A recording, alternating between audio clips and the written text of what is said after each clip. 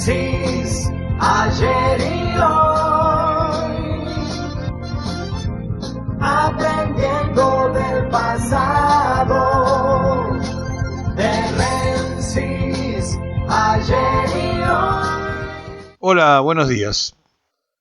Ayer, una vez más, se demostró que todo el proceso liberal cierra con represión. Otra vez aparearon a los jubilados.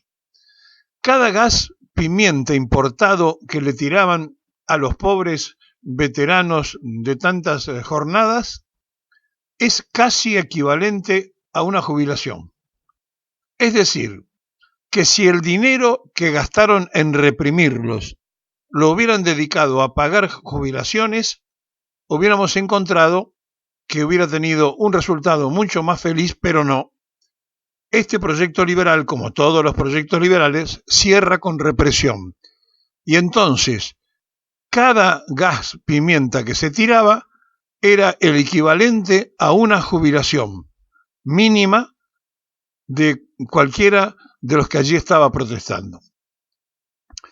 No tiene parangón en la historia la represión a los ancianos. Para Milei, los viejos meados, de una manera donde demuestra su deshumanización absoluta y que tiene que ver con el maltrato familiar que ha tenido con su padre, que nunca se llevó bien y que vivió del subsidio al transporte porque tenía colectivos en la línea Roca, que es la línea 21, y que lo primero que hace, recordando las permanentes peleas, es cuando tiene la primera oportunidad, le saca el subsidio al transporte. Él, que fue mantenido por una familia que vivió de la teta del Estado al tener subsidiado el transporte. Este personaje, este cachivache, que va llevando a la Argentina lentamente a un pantano, ha aumentado el endeudamiento externo sin que nadie le pida explicaciones, le ha cortado la coparticipación a las provincias sin que tampoco termine de dar explicaciones, y ha hecho lo que le ha parecido en el freno de la obra pública, dejando 200.000 personas sin trabajo, pero además dejando obras públicas que le faltaban muy poquito sin terminar, perjudicando a miles de millones, según las circunstancias, de personas. Ahora, con el quite del subsidio, termina de dar la puntada final a los desaguisados. Él, que vivió toda su vida en una familia que tuvo el subsidio del Estado porque su padre, repetimos, inversionista de la línea General Roca, que es la línea 21 de colectivos, le pudo dar lo que le dio, incluyendo la educación, porque el Estado siempre concurrió en los aportes al subsidio del transporte.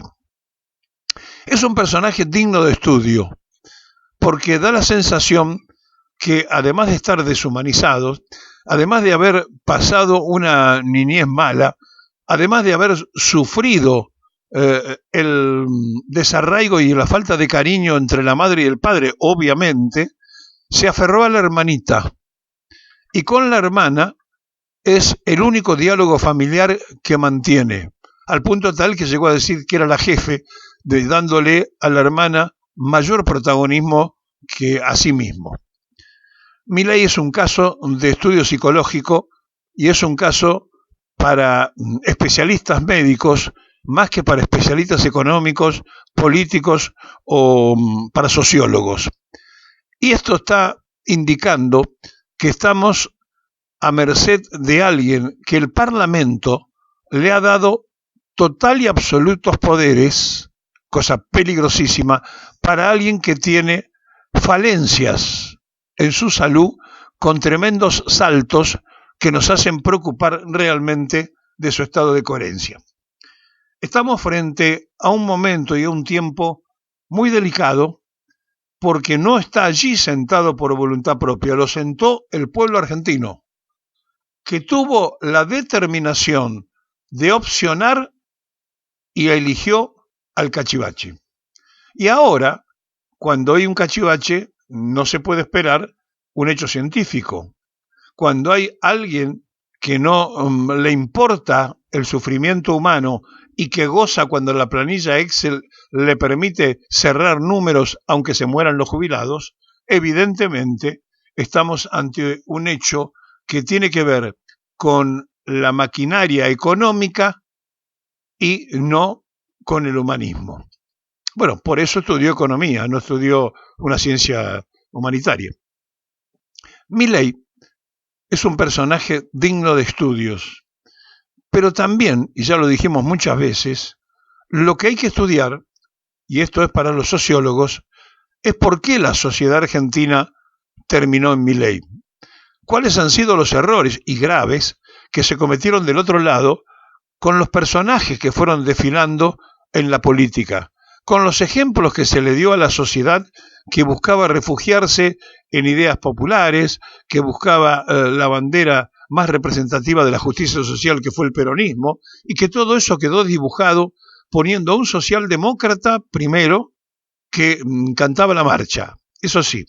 Y entonces, como hacen siempre, le regalaron también la presidencia del Partido Justicialista. Y esto está marcando a las claras la poca capacidad determinante de una dirigencia chata del peronismo que no ha sabido cumplir con el mandato histórico de Perón y que ha dejado una huella enorme entre lo que debe representar y lo que entendieron ellos como partidocracia y negocio personal. Estamos en manos de dirigentes de dudosa intención de aplicar la doctrina tal cual fue enseñada.